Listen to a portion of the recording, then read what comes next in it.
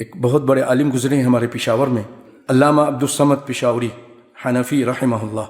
وہ ایک رسالہ لکھتے ہیں، اس کا نام ہے اعلام الاعلام بقراءۃ الفاتحۃ خلف الامام.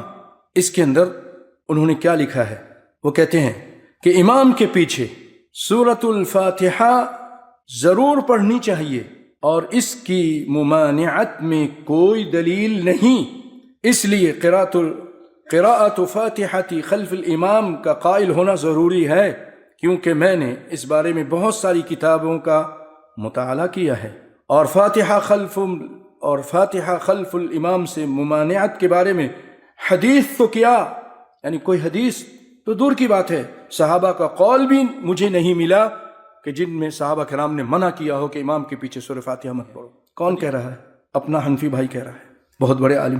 اللہ اکبر اللہ. یہ گھر کا ہے آدمی، یہ راز کی بات بتا رہا ہے. پھر وہ کہتے ہیں اس کے برعکس فاتحہ خلف الامام کے بارے میں تقریباً 30 احادیث وارد ہیں، 30 حدیثیں آئی ہیں. نیز صحابہ کرام، تابعین، تبع تابعین میں سے اکثر کا یہی عمل تھا. بحوالہ اعلام الاعلام بقراءۃ الفاتحة خلف الامام.